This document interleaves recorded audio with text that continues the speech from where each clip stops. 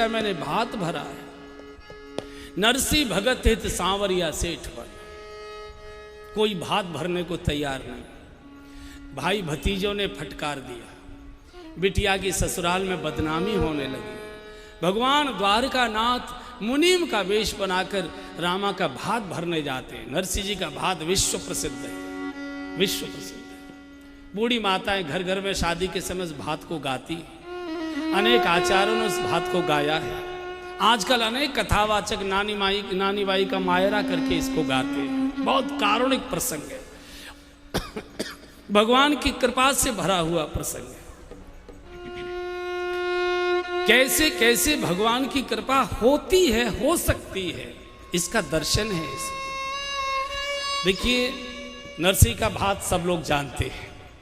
थोड़ी सी चर्चा इसलिए करेंगे कि भक्ति की चर्चा करने से, भक्त की चर्चा करने से अपना भी मन प्रसन्न होता है, पवित्र होता है, और भगवान को भी बहुत आनंद मिलता है। भक्त की चर्चा सुनने के लिए भगवान 100 काम छोड़कर, देवताओं की बैठक छोड़कर भगवान भक्त के चरित्र को सुनने के लिए दौड़कर आया करते हैं। कोई मैं नई चीज नहीं सुना रहा हूं, मैं बहुत वर्षों से नरसिंह जी का भात सुनाते आ रहा हूं। केवल उसे एक बार पुनर्स्मरण करेंगे। हमारे देश में एक स्टेट है गुजरात। गुजरात प्रदेश में एक जूनागढ़ नाम की एक छोटी सी स्टेट। उस समय हमारे देश में हुमायूं का राज्य था, जिस समय नरसिंह जी का जन्म हुआ है। हुमायूं राज्य था, लेकिन हुमायूं के राज्य में ये जो स्टेट थी जूनागढ़ की, ये राव मंडली के अधीन थी। वो वहाँ के छोटे से राजा थे। एक अच्छे संपन्न मेहता परिवार में नरसिंह जी का जन्म हुआ। इनके एक बड़े भाई थे, ये उनसे छोटे थे।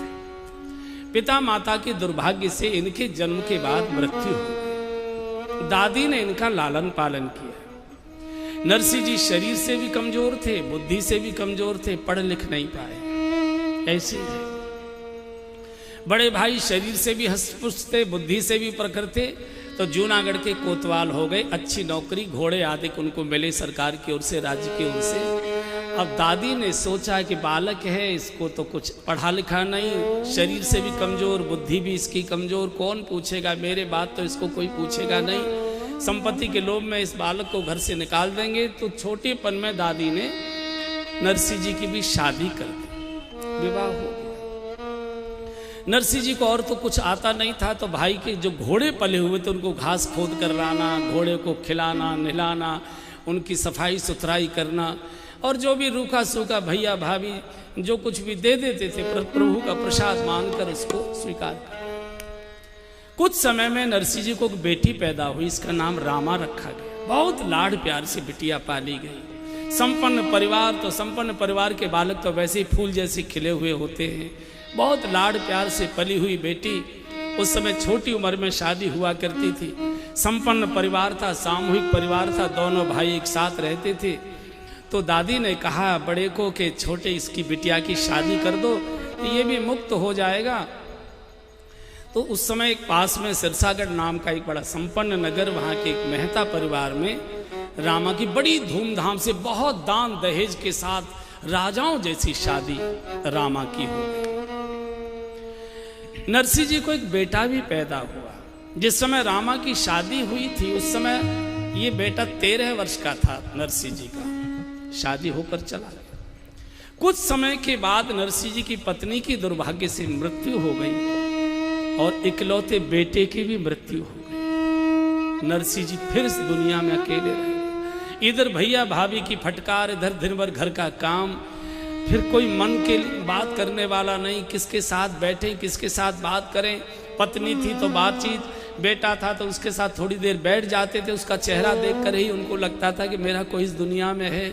बेटा भी चला गया, पत्नी भी चली गई। नरसिंह जी बहुत अनमने रहने लगे। क्या करें, मन नहीं लगता। तो वहाँ एक संतों का आश्रम था, जिसमें अंधे सूरदास साधु रहते थे। वो कीर्तन करते थे, तो नरसिंह जी कीर्तन सुनने के लिए वहाँ चले जाते थे। नित्य का नियम हो गया, घोड़ों की सेवा करके चले जाएं, भोजन के समय आ जाएं। भैया भाभी की निगाह थोड़ी संपत्ति पर बिगड़ गई। सोचा कि इसको पूरा बांट देना पड़ेगा, आधा आधा बांट होगा तो, और इसको ये तो सब साधु बाबाओं में बांट देगा, तो इसको क्या करें। तो षड्यंत्र किया, इसको धक्के मार के किसी न किसी बहाने घर से बेदखल करो, निकालो। ये दोनों भैया भाभी तय करके बैठे थे। संकीर्तन से लौटकर जब नरसिंह जी आए तो कहा भाभी जी बहुत जोर की प्यास लगी है, एक गिलास जल मिल जाए। भैया भाभी तो क्रोध में प्रतीक्षा कर ही रहे थे, एकदम टूट पड़ा। जब भूख लगती है हमारी छाती पर आकर चढ़ता है, काम का समय होता है, बाबाओं के यहाँ जाकर गप्पा मारता है, निकल यहाँ से। और 2-3 ठोकरें मारी, हवेली से बाहर निकाल दे, बोलो खबरदार कभी हवेली की ओर मुंह किया। और बंधु और बहनों, जब जगत ठोकर मारता है तो फिर जगत पिता ही याद आया करता है भक्त। जब संसार ठुकराता है तो राधा रानी के गोद और चरण याद आते हैं। दरबार में राधा रानी के दुख दर्द मिटाए जाते हैं। दुनिया के सताए लोग जहां गोदी में बिठाए जाते हैं। विभीषण को भी जब भरी सभा में रावण ने लात मारी थी तो विभीषण को भी भगवान के श्री चरण दिखाई देने लगे थे। राम सत्य संकल्प प्रभु सभा काल वर्ष तोर रावण मैं रघुवीर शरण अब जाऊं देऊं जन को। घटना क्या होती है बहुत महत्व की बात नहीं है, घटना मनुष्य को कहाँ लेकर गई है ये महत्व की बात है। वही अगर विभीषण विद्रोह पर खड़े हो गए होते तो रावण मार देता। चुपचाप सिर झुकाकर रावण के दरबार से निकल गए, भगवान के श्री चरणों में चले गए। प्रभु प्राप्ति हुई और राज्य की भी प्राप्ति हुई। यही नरसिंह जी सारी गली में शोर करते, सारे मोहल्ले रिश्तेदारों को बुलाते, देखिए मुझे ये संपत्ति के बेदखल के चक्कर में मार मार के निकाल रहे हैं, आप मेरे साथ न्याय कराइए। हो सकता है कि भाई के साथ द्रोह होता, परिवार की नाक कटती, अशांति का जीवन जीना पड़ता, संपत्ति मिलती कि नहीं मिलती ये भी कोई भरोसा नहीं। चुपचाप 2 ठोकर खाई और सीधा भगवान की ओर चल दिए। अब इस संसार की ओर नहीं, अब ईश्वर के ही पास जाए। शास्त्र में शंकर जी को ईश्वर कहा गया है। जूनागढ़ के बाहर एक पुराना सा टूटा शिवालय था, वहां जाकर नरसिंह जी पड़ गए। आप भी नंग धड़ंग, मैं भी नंग धड़ंग, आपके भी पास कुछ नहीं, मेरे भी पास कुछ नहीं, हमारी आपकी दोनों की बहुत अच्छी जोड़ी बनेगी। मैं तो आपकी शरण में आ गया। भूखे प्यासे नरसिंह जी, एक दिन बीता, दूसरा दिन बीता, तीसरा दिन बीता, शिव के द्वार पर पड़े पड़े भूखे प्यासे। पार्वती जी ने भगवान शिव को कहा, भगवान एक गांव के गरीब के द्वार पर भी कोई अपरिचित व्यक्ति आकर बैठ जाता है, वो गांव का गरीब भी उसकी कुशलक्षेम पूछता है, भैया कहाँ से आए हो, जल पियोगे, भोजन करोगे, रात को ठहरोगे। इस भारत की परंपरा है कि कोई अपरिचित अतिथि के रूप में आता है तो वो परिवार अपनी जैसी भी उसकी स्थिति हैसियत है उसके अनुसार उसकी चिंता सेवा करता है। आप जगत के पिता बनते हो प्रभु, हैं? आप सर्व समर्थ हो। एक बूढ़ा व्यक्ति आपके द्वार पर 3 दिन से भूखा प्यासा पड़ा रो रहा है और आपका हृदय द्रवित नहीं हुआ और आप कहते मैं करुणा का अवतार हूं, कर्पूर गौरम करुणावतारम। ये कैसी करुणा है? हमारे द्वार पर 3 दिन से एक बूढ़ा व्यक्ति पड़ा रो रहा है भूखा प्यासा और आपने उसकी खबर सुध नहीं ली है। एक बार पूछो तो सही क्या चाहता है, कम से कम कुछ तो उसकी व्यवस्था करो। जब पार्वती जी ने शंकर जी को कहा तो शंकर जी तो चाहते थे, क्योंकि पार्वती जी भक्ति की प्रतीक है, जब भक्ति कृपा करती है तब भगवान की कृपा हुआ करती है। शिव प्रकट हो गए, शिव प्रकट हो गए। नरसिंह जी खड़े हो जाएंगे, खड़े होने के तो सामर्थ्य नहीं, प्रभु आप सहारा दोगे तब बैठ सकता हूं चरणों में, खड़ा तो मैं हो ही नहीं पाऊंगा। इस जगत ने मुझे खड़ा होने लायक छोड़ा ही नहीं। पार्वती जी ने, शंकर जी ने, दोनों ने बहुत प्यार से नरसिंह जी के सिर पर हाथ रखा, बोलो हमसे क्या चाहते हो? हमारे जैसा होता तो कहता 3 दिन से भूखा हूं, कहीं रोटी मिल जाए, 1 कप चाय मिल जाए, कहीं रहने का ठिकाना मिल जाए, हम लोग यही मांगते। नरसिंह जी ने कहा कि अगर आप दे सकते हैं तो आपकी जो सबसे प्रिय वस्तु है वो मुझे दे दीजिए। फंस गया भगवान। भगवान शिव के सबसे प्रिय थे उस समय भगवान श्री कृष्ण, चूंकि नित्य रास दर्शन करने आते थे। अब तो बड़ी कठिन, इनको लाना पड़ा। वृंदावन लाए हैं नरसिंह जी को भगवान शिव, निधिवन कई रास का दर्शन करने के लिए। वहां किसी पुरुष का प्रवेश नहीं है, तो गोपेश्वर महादेव की जगह पर भगवान शिव भी गोपी वेश बनाते, नरसिंह जी को भी सखी वेश में रास में प्रवेश कराया है। तो रास में इनको सेवा दी गई मशाल की। शंकर जी ने कहा कि ये मशाल हाथ में लेकर तुम भगवान का भी दर्शन करते रहना, रास का भी दर्शन करते रहना, मशाल जलाते रहना। और जब रास प्रारंभ हुआ, नरसिंह जी तो रास के दर्शन में प्रभु के रूप सौंदर्य में इतना डूब गए कि कि मशाल जलते जलते खत्म होने लगी, इनका हाथ जलने लगा और ये खड़े खड़े पागलों की तरह रास में डूबे हुए। राधा रानी ने कहा प्रभु ये कौन खड़ा है जिसका हाथ जला जा रहा है, गंध आ रही है जलने की, देखिए ना कौन है भाव में। तब शंकर जी के साथ प्रभु गए हैं। भगवान ने दर्शन दिया और कहा कि अब आपको यहाँ से जाना पड़ेगा, यहाँ किसी मनुष्य का प्रवेश नहीं है। भगवान शिव की कृपा से आपको राज दर्शन हो गया। शंकर जी ने फिर जूनागढ़ में पहुँचा दिया और कहा कि यहाँ तो मेरे पास कोई व्यवस्था नहीं, जूनागढ़ में गोपाल जी का पुराना मंदिर है, वहाँ आप आराम से रहिए, गोपाल जी की सेवा पूजा करिए, नगर के लोग आपकी सब चिंता करेंगे, मेरा आपको आशीर्वाद। और वहाँ से शिव आज्ञा लेकर नरसिंह जी गोविंद जी के मंदिर में आ गए। कीर्तन करते हैं, सेवा पूजा करते हैं।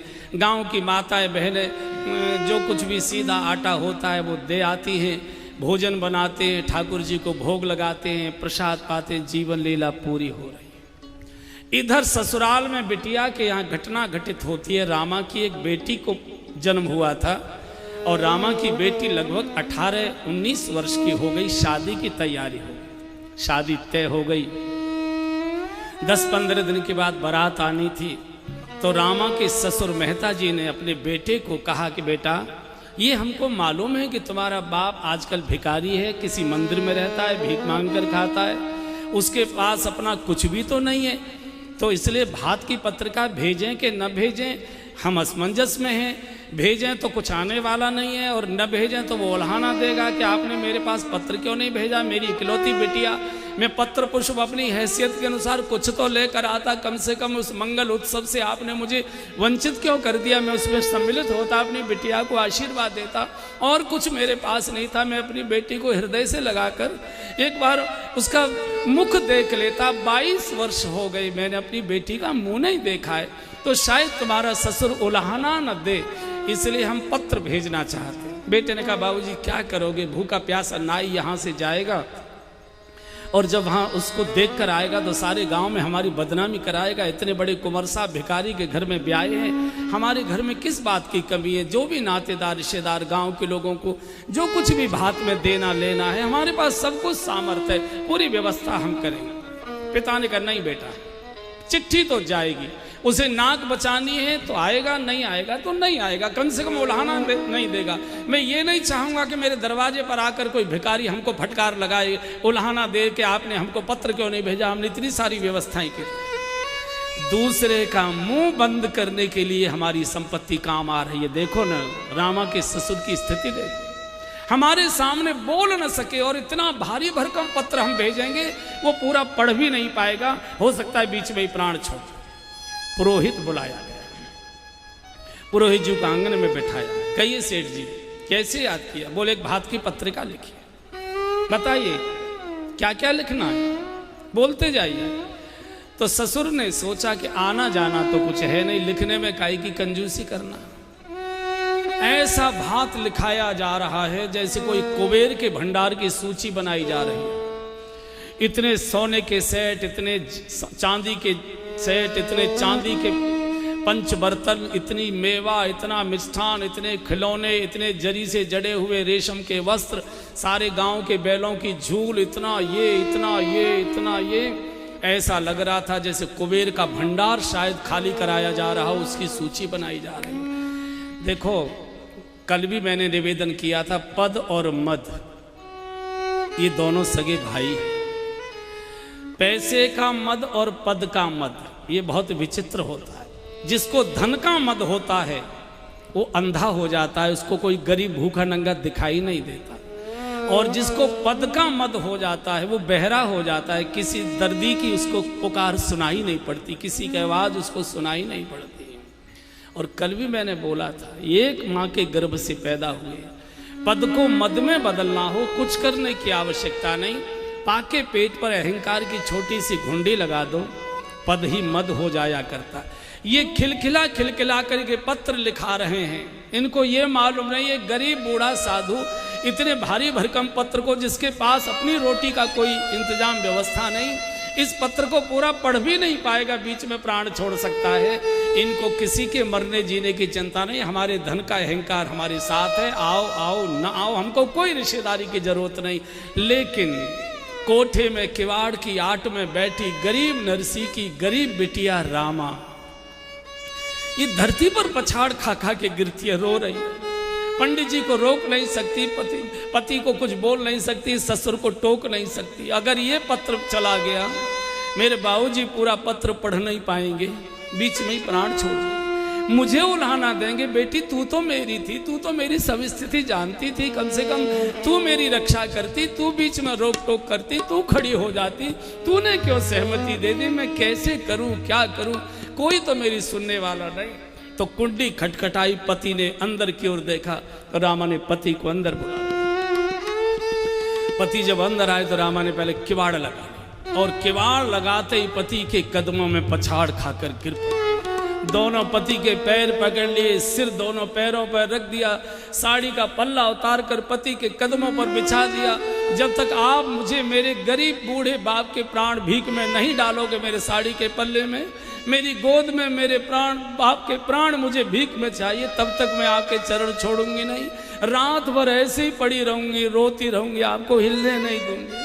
अरे कम से कम इतना सोचो कि मेरा बूढ़ा बाप गरीब साधु का जीवन जी रहा है, 22 वर्ष हो गए, मैंने अभी तक अपने बाप का मुंह नहीं देखा। आप कल्पना करिए, विवाह के बाद रामा को वापस नहीं जाने दिया ससुराल वालों ने। नहीं नहीं, हमारे घर की बहू हो चुकी है, अब हम भिखारी के यहाँ नहीं भेज सकते अपनी बहू को, हमारी गांव में बदनामी हो जाएगी।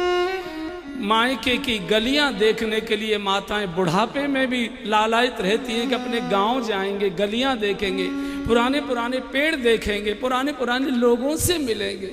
मायके का भाव ही ऐसा हुआ करता है। 22 वर्ष हो गए, माँ नहीं देखी। रामा को यह मालूम नहीं है कि मेरी माँ की मौत हो चुकी है। रामा को यह भी मालूम नहीं है कि 13 वर्ष की अवस्था में मेरे भाई की मौत हो चुकी है। क्योंकि माँ के मृत्यु का भी पत्र आया था ससुराल, भाई की भी मौत का भी पत्र आया था ससुराल, लेकिन ससुराल वालों ने दिया नहीं पत्र को, सूचना भी नहीं दी कि तुम्हारे घर ऐसा ऐसा हो गया है। इसको बेचारी को कुछ मालूम नहीं कि मेरी माँ नहीं है, मेरा भैया नहीं रहा, 22 साल हो गए, मैंने बाप का चेहरा नहीं देखा। अरे ये पत्र वहाँ मत भेजो, मैं जाऊंगी पत्र लेकर, मैं भात न्योती के आ जाऊंगी, आपकी रस्म पूरी हो जाएगी। आपको जो कुछ भात पहनाना है, जो कुछ आपको अपनी नाक ऊंची करनी है, शहर में आपको अपनी जय जयकार करानी है, मेरा सारा ट्रंक, मेरे सारे लॉकर, मेरा सारा जेवर, मेरे सारे कपड़े सब लुटा दीजिए, मुझे कुछ नहीं चाहिए। मैं तुम्हारे घर में बर्तन मलकर, नौकरानी बनकर, मेहरी बनकर जीवन काट दूंगी, लेकिन ये पत्र मत भेजो, मेरा बाप पढ़ नहीं पाएगा, प्राण छोड़ देगा। कम से कम मेरे मायके के दीपक को बचा रहने दो, जिसके आधार पर मैं कभी कभी मायके में जाने की इच्छा कर सकूं। बिना बाप के मायके में कौन बुलाता है हमको? माँ होती है तो बुला लेती है, बाप होता है तो बुलाता है, भैया भाभी का तो कोई भरोसा नहीं, बुलाए कि न बुलाए, मेरा बाप कम से कम जिंदा। बेटी बाप के लिए बहुत रोया करती है। ससुराल में बैठी बेटी हमेशा पिता की चिंता करती है, मेरे पिता स्वस्थ रहे, मेरे पिता प्रसन्न रहे। उसका कारण मायका बाप के कारण होता है। शब्द तो मायका है, लेकिन मायका माँ के कारण नहीं माना जाता, मायका बाप के कारण से माना जाता। जब तक बेटी का पिता जिंदा रहता है तब तक बेटी सीना तान कर अधिकार पूर्वक मायके में आ सकती है, जा सकती है, कोई रोक टोक करने का साहस नहीं करता। लेकिन पिता की मृत्यु के बाद माँ चूंकि भैया और भाभी के अधीन हो जाती है, तो मायका फिर भैया भाभी की इच्छा से मिलता है, अधिकार पूर्वक नहीं मिलता। इसलिए आपने देखे होंगे प्रसंग, जब किसी की माँ की मौत होती है, बेटी रोती तो है लेकिन अपने को संभाल लेती है। लेकिन जब उसको समाचार मिलता है कि मेरे पिताजी नहीं रहे, मेरे पिता की मौत हो गई, इतना रोती है, इतना रोती है। और जब पहली बार पिता की मृत्यु पर अपने मायके में आती है, दहाड़ मारती आती है, हाहा करती आती है, और सबसे पहले अपने घर के मुख्य द्वार पर पछाड़ खाकर गिरती है। बहुत देर तक देहली पर पड़ी रहती है। उसको लगता है अब ये देहली मेरे लिए पराई हो गई, अब इसमें मैं स्वेच्छा से नहीं आती, आज सकती जा सकती। इसलिए बाप के लिए बेटी बहुत रोया करती है। हमारे पूज्य बापू कई बार सुनाया करते हैं कि किसी की बेटी को दुख देना हो, कुछ करने की आवश्यकता नहीं, उसके पिता को गालियां दे दो, बिटिया के पिता को अपशब्द कह दो, उसको अपमानित कर दो, बहू सब कुछ सहेगी, लेकिन मेरे बाबूजी को कोई कुछ बोले बहू सहन नहीं कर पाती, बिटिया सहन नहीं कर पाती।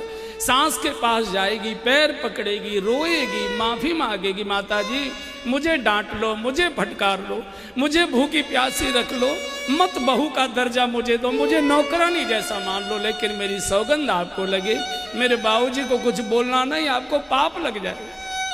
मुझे मालूम है कि मेरे गरीब बाप ने कैसे कैसे कर्जा करके मेरे हाथ पीले किए।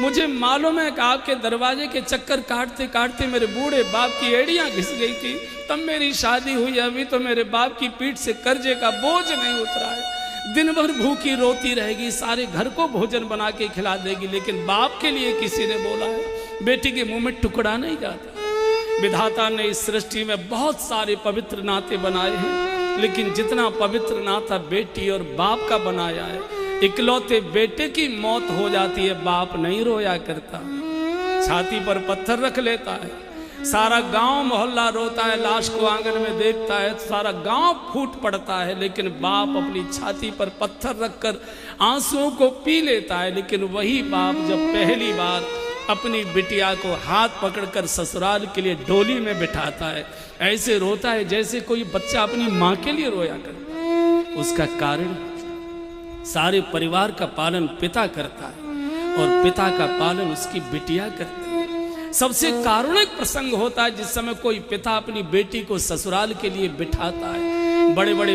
पद वाले, बड़े बड़े पैसे वाले, बड़े बड़े गंभीर स्वभाव वाले, जो कभी खुलकर हंसते भी नहीं है, बड़े बड़े पदों पर जो बैठे हुए, वो भी जिस समय अपनी बेटी को पहली बार ससुराल के लिए डोली में बिठाते हैं, ऐसे हिलकी भर भर कर रोते। सुप्रीम कोर्ट का जज होगा, मिलिट्री का बड़ा अफसर होगा, जिसके चेहरे पर कभी मुस्कान भी नहीं आती है, वो भी जब बेटी को अपनी डोली में बिठाता है फूट पड़ता है। जब बेटी छाती से लगकर बाप से रोती है, उसी बिटिया की साड़ी के पल्ले में मुंह छुपाकर वो बाप कैसे रोता है। और जिस समय बाप रोता है, घर की एक एक ईंट रोने लगती है, पक्षी रोने लगते हैं, वृक्ष के पत्ते रोने लगते हैं। आज हमारी लाडली जा रही है, आज हमारी बिटिया जा रही है, आज हमारे घर की रोशनी जा रही है, आज हमारे घर का खिलौना जा रहा है। और जो बाराती खड़े होते हैं वहाँ दुल्हन को विदा करने के लिए, उनके भी रूमाल बाहर निकल आते। जब पराई बेटी को रोते हुए देखते हैं बाप से मिलकर, उनको लगता है आज इस बाप को रुला कर जा रही है, कल मेरी बेटी मुझे रोता छोड़कर चली जाए, मेरा आंगन सूना हो जाएगा। हर एक के रूमाल हाथ में आते, सिसकियां भरते, रोते हैं बेटी और बाप। आज नरसी जी के लिए इतना रो रही है रामा, इतना रो रही है, मैं पैर ना के चरण छोड़ूंगी।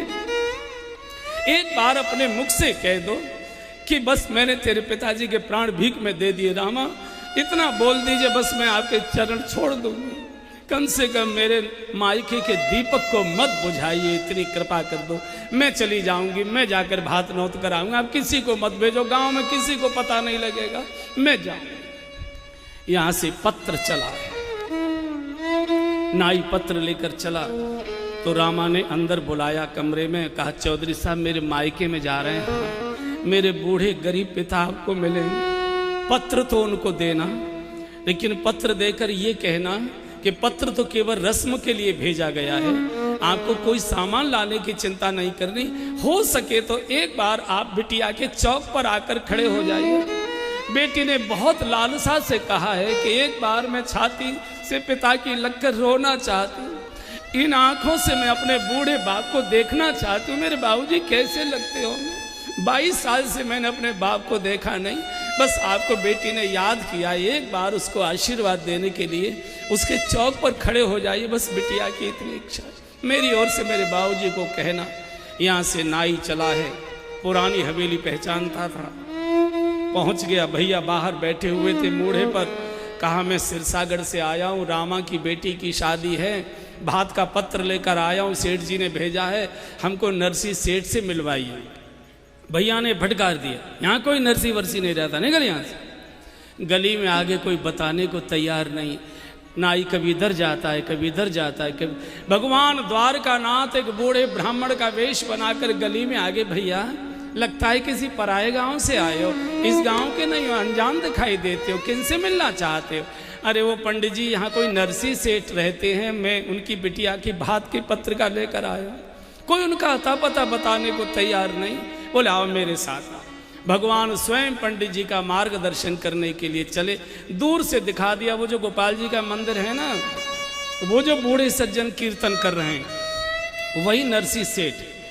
तो नाई ने कहा, मैं नरसी फकीर से मिलने नहीं आया पंडित जी, मैं नरसी सेठ जी से मिलने आया हूँ। मैं उनके बिटिया की जब शादी हुई थी तो मैं ही नाई का काम करने के लिए आया था, मैंने उनको देखा है वो कितने बड़े सेठ हैं। भगवान के भी नेत्र डबडबा गए। बोले चौधरी साहब वो पहले सेठ थे, आजकल फकीर हो गए, जाओ वही तुम्हारे सेठ जी। भगवान तो अंतर ध्यान हो गए।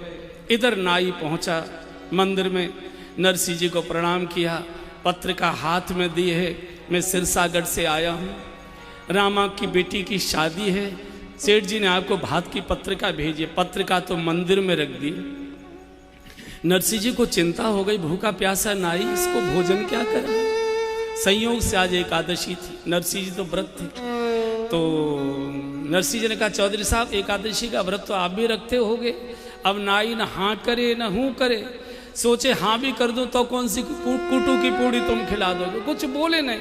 बोले ऐसा करो आप स्नान आदि करो और भजन वगैरह जो कुछ करना है करो, मैं अभी आपको फलाहार की व्यवस्था कर। फलाहार कहाँ से लाते, बचपन का एक किसान मित्र था, उसके खेत में से बथुआ तोड़ कर लाए और उसी किसान मित्र की पत्नी को जाकर कहा कि जरा ये बथुआ सिद्ध कर दो देवी, बथुआ उबाल दो, मेरे द्वार पर एक मेहमान आया है भूखा बैठा।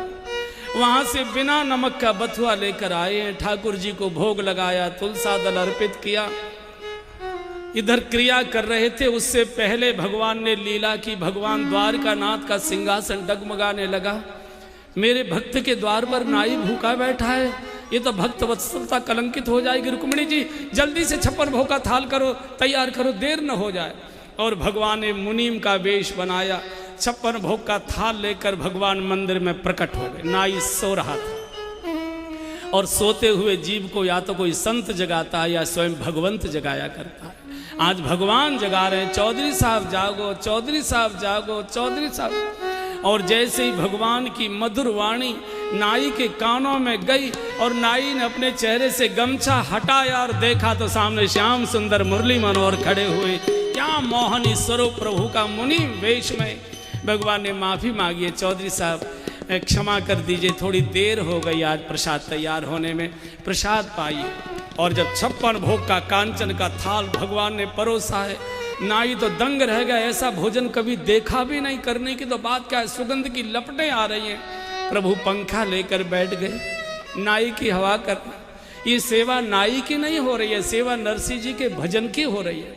नाई ने भोजन किया, एक पस मोहरें भगवान ने भेंट में दे दी। बोले चौधरी साहब ये आपकी भेंट है, हमारे सेठ जी आजकल रुपया पैसा छूते नहीं है, उन्होंने छूना बंद कर दिया है, लेन देन का सारा काम मैं ही देखा करता हूँ, मुनीम के ऊपर उन्होंने सब छोड़ दिया है, ये आप अपनी भेंट लीजिए और अपने सेठ जी को जाकर कहना है कि भात पहनने की तैयारी करें, हम लोग ठीक समय से भात पहनाने आएंगे।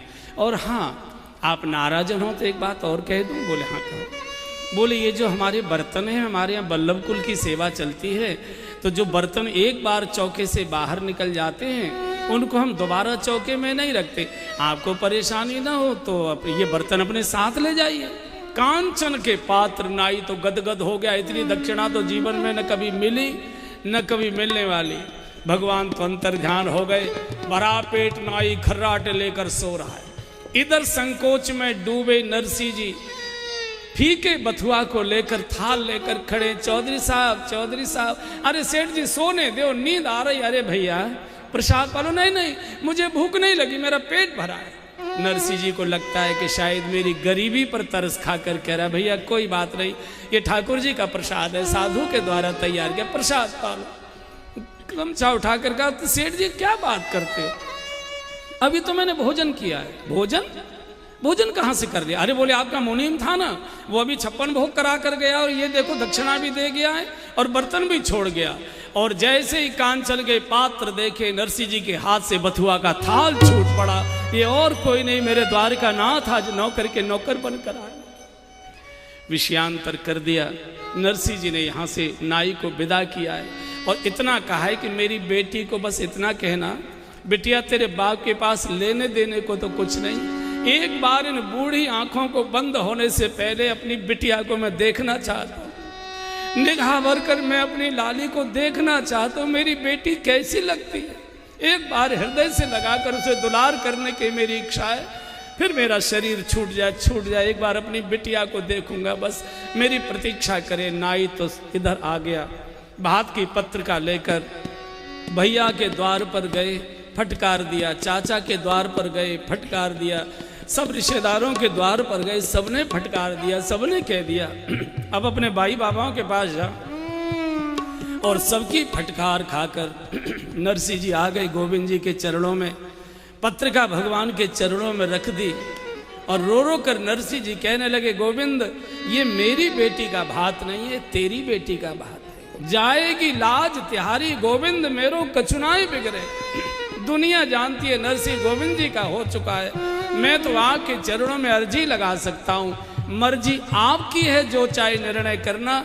नरसिंह जी रो रो कर पुकारते, अर्जी हमारी मर्जी तुम्हारी, अर्जी हमारी और हम कर क्या सकते हैं। मर्जी तुम्हारी हे नंद नंदन बांके बिहारी, अर्जी हमारी मर्जी तुम्हारी हे नंद नंदन बांके बिहारी, अर्जी हमारी।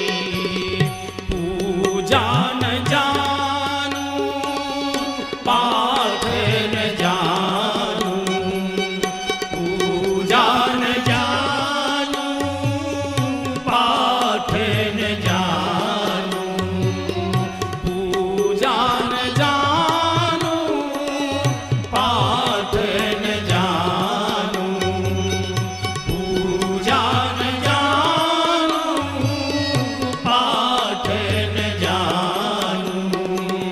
हे श्याम सुंदर मदन मुरारी, हे नंद नंदन बांके बिहारी, अर्जी हमारी मर्जी तुम्हारी हे नंद नंदन बांके बिहारी, अर्जी हमारी।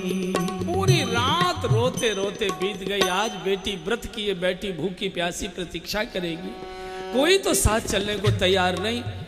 तो सूरदास आश्रम में नरसिंह जी गए, बोले बाबा मेरी बेटी को आशीर्वाद देने चलो। चलो भैया, अब लेकर कैसे जाएं, 16 बूढ़े अंधे साधु साथ, अब लेकर काहे में जाएं। उसी किसान मित्र के घर गए, भैया अपनी गाड़ी बैल दे दो। नरसिंह जी सब आपके, ले लो। बूढ़े से बैल, टूटी सी गाड़ी, बिल्कुल जर्जर गाड़ी, हड्डियों के ढांचे बैल, अंधे बूढ़े साधु बिठा लिए। नरसिंह जी गाड़ी हाँकने के लिए बैठ गए और गोविंद नाम लेकर गाड़ी को जूनागढ़ से सिरसागढ़ के लिए हाँक। भगवान जब परीक्षा लेता है तो बहुत क्रूर परीक्षा लेता है। और जैसे जूनागढ़ से कुछ किलोमीटर गाड़ी निकली थी, खर्रा सा आया, धड़ाम से बैल भी बैठ गए, गाड़ी बैठ गई। नरसिंह जी ने कहा, बाबा संसार की यात्रा में जब जीवन की गाड़ी अटक जाती है तो या तो कोई संत धक्का देते हैं या फिर भगवंत धक्का देते हैं। थोड़े बैल बूढ़े, जरा सा गाड़ी में धक्का दे दो। अब अंधे साधु, इनको मालूम नहीं धक्का किधर से किधर देना है। 8 आगे से पीछे दे रहे हैं, 8 पीछे से आगे दे रहे हैं। हो तो बहुत हो रही है, लेकिन गाड़ी टस से मस नहीं हो रही, क्योंकि तौल बराबर हो गया। नरसिंह जी ने देखा इतनी ताकत लगाने के बाद भी गाड़ी हिल नहीं रही, तो आगे बढ़कर देखा तो गाड़ी कैसे सरके, गाड़ी का तो धुरा टूटा पड़ा है। और जैसे गाड़ी का धुरा टूटा देखा, नरसिंह जी तो धरती पर पछाड़ खाकर गिर पड़े। गोविंद, इस बुढ़ापे में इतनी कठोर परीक्षा मत लो, जगत तो अटका था, अटकी को तो गोविंद तुम ही निकाला करते हो। अगर आज सायंकाल तक बेटी के यहाँ नहीं पहुंचा, बेटी प्राण छोड़ देगी। और इतना रोए नरसिंह, इतना रोए। उतने में भगवान द्वारकानाथ एक बढ़ई का वेश बनाकर बसूला, हथौड़ी, आरी, छैनी लेकर सामने से आ रहे हैं। बाबा कुछ परेशान दिखाई दे तो बोले भैया बात मत करो, मेरे ऊपर जो परेशानी आई है मेरे दुश्मन पर भी कभी जीवन में ना आए। बेटी के यहाँ जाना था, हमारी गाड़ी टूट गई, अंधे बूढ़े साधु मेरे साथ। बेटा तू काम क्या करता है? बाबा मैं तो बढ़ईगिरी का मिस्त्री हूँ, अपना काम मजदूरी करके आज लौट रहा था घर को। अरे बेटा इतना कृपा कर दे, लगता है कि भगवान आज तेरे रूप में आ गए, हमारी थोड़ी गाड़ी ठीक कर दे। भगवान को क्या करना था? भ्रकुटी विलास सृष्ट लय हुई, प्रभु ने ठुक ठुक करने का नाटक किया। बोले लो बाबा गाड़ी आपकी ठीक। हाँ बेटा बहुत अच्छा किया, ऐसा कर जरा मेरे बूढ़े बैल हैं ये खड़े नहीं हो पा रहे, कम जरा थोड़ा सहारा लगा के हमारे बैल खड़े कर दो। और जैसे कहा बैल खड़े करो, और भगवान ने बूढ़े बैलों के कान में ऐसी फूंक मारी कि बूढ़े बैल जवान हो गए, पूंछ उठाकर खड़े हो गए, कान खड़े, उड़ान भरने की तैयारी। नरसिंह जी ने कहा बेटा तू तो बड़ा गुणी मालूम पड़ता है, तुझे ये भी काम आता है? बोले बाबा गृहस्थी चलाने के लिए बहुत काम सीखने पड़े। अरे भैया अब तो बड़ी मुश्किल हो गई, हम तो बूढ़े ही बैल नहीं चला पा रहे थे, अभी तूने जवान कर दिए तो कैसे हम हाँकेंगे? अच्छा तू बता तू कहाँ तक जाएगा? बोले जाना तो मुझे इधर ही है, इधर ही मेरा गांव है, तो इधर ही जाऊंगा मैं। बोले भैया ऐसा कर, एक बात बता तुझे गाड़ी हाँकनी भी आती है कि नहीं? और जैसे ही नरसिंह जी ने कहा कि तुझे गाड़ी हाँकनी आती है कि नहीं, भगवान को कुरुक्षेत्र का मैदान याद आने लगा। भगवान ने कहा बाबा बहुत वर्ष पहले एक राजा के लड़के का रथ हाँका करता था, बहुत दिन हो गए, चलो अभ्यास बना रहना चाहिए, कब किसकी गाड़ी हाँकनी पड़ जाए, आओ देखता हूँ। और भगवान ने बैलों की डोर हाथ में ले ली, और जिसके जीवन की डोर द्वारकानाथ अपने हाथ में ले ले उसके जीवन की गाड़ी तो उड़ती जाएगी, कौन रोक पाएगा? गाड़ी उड़ी चली जा रही है, सामने गांव दिखाई दिया।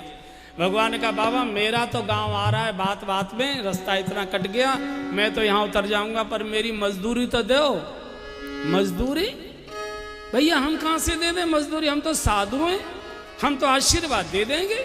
अरे बाबा आशीर्वाद का बच्चा पल जाएंगे, तुम तो कहीं भी मधुकरी कर लोगे, भिक्षाटन कर लोगे, मैं बच्चों को क्या जवाब दूंगा? या तो गाड़ी पैसे दो, नहीं गाड़ी बैल छोड़ो।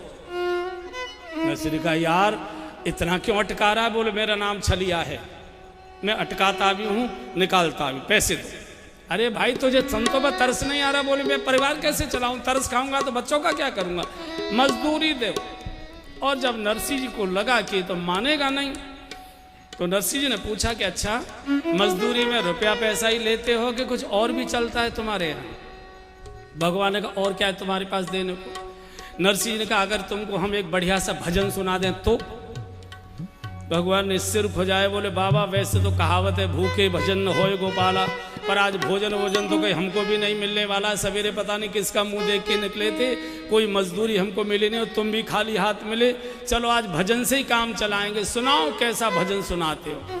सभी संतों ने अपना अपना वाद्य यंत्र कसा, नरसिंह जी ने एक तारा कसा और मजदूरी में भगवान को भजन सुनाने लगे। दीनन के नाथ दयाल हो भजो राधे गोविंदा, दीनन के नाथ दयाल हो भजो राधे गोविंदा, राधे गोविंदा भजो राधे गोविंदा, राधे गोविंदा भजो राधे गोविंदा, राधे गोविंदा भजो राधे गोविंदा, राधे गोविंदा भजो राधे गोविंदा, मुरली मनोहर घन श्याम हो भजो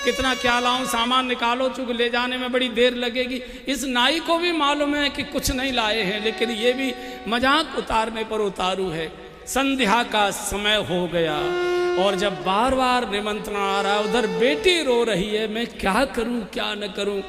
इधर नरसिंह जी ने पुकार शुरू की, हे गोविंद, हे गोविंद, हे गोपाल, हे गोविंद, हे गोपाल, हे दयालिहान,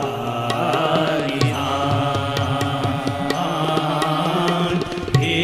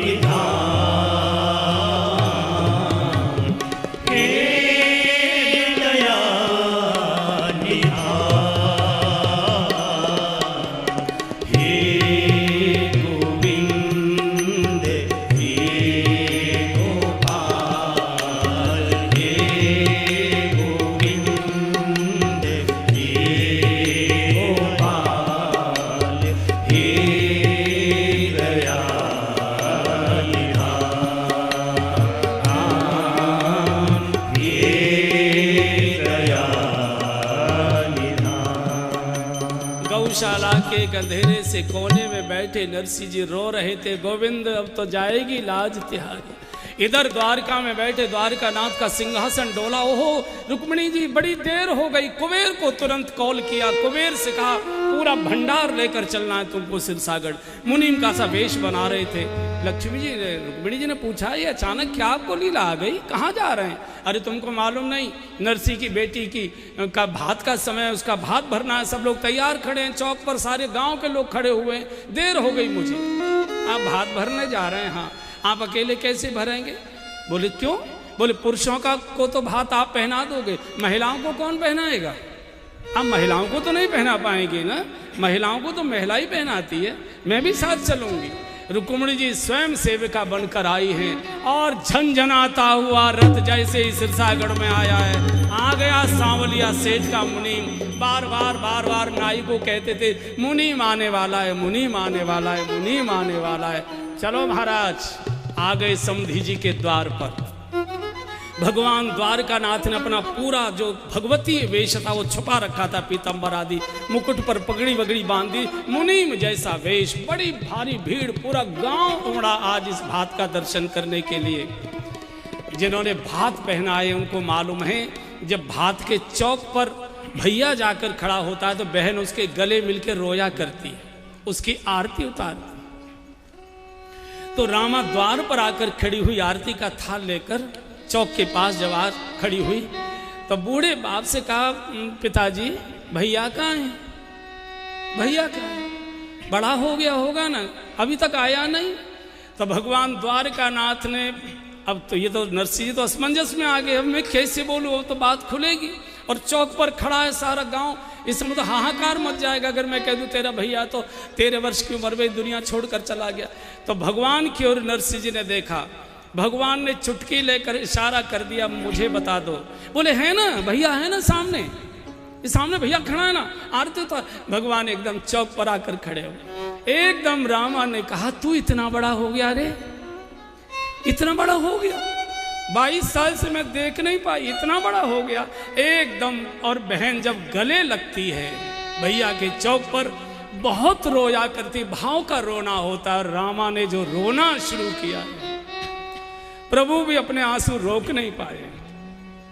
आज असली बहन आज मेरे हृदय से लगी है, मेरी कोई बहन थी भी नहीं। भगवान कह रहे मेरी अपनी बहन कोई थी भी नहीं। एकदम प्रभु हृदय से लगे। तो रामा जब बहुत रोई तो भगवान का बहन रो मत, भात पहन लो, बाकी बातें हम लोग बाद में करेंगे।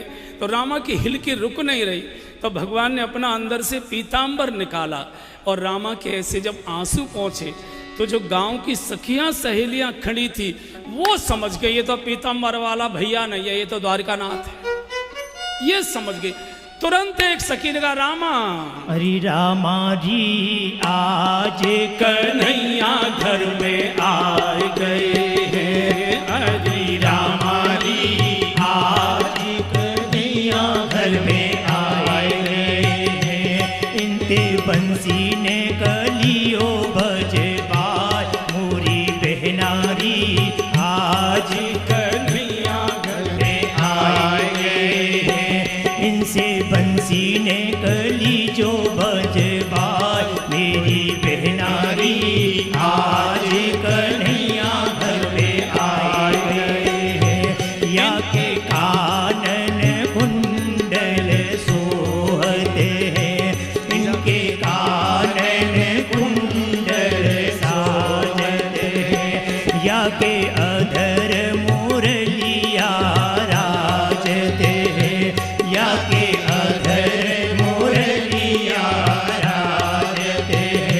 या को सुंदर है सिंगार, मेरी बहनारी आज कन्हैया घर पे आए गए हैं। इनके बंसी ने कली जो बजवार, मेरी बहनारी आज कन्हैया घर पे आए। महिलाओं को पहचान बहुत ज्यादा होती, कुछ पुछ हो गई है। द्वारकानाथ आकर खड़े, भैया नहीं है इसका, ये तो जगत का बाप आया हुआ। तो बात खुल न जाए तो भगवान ने कहा नरसिंह को, सेठ जी वो भात की पत्रिका तो आप लाए हो गए, मेले से गमछे में ऐसी बंधी हुई थी, गांव के लोग पहले बांध लेते थे ना। खोली तो इतनी तय हुई थी, उसमें से कुछ पढ़ने में आ नहीं रहा था।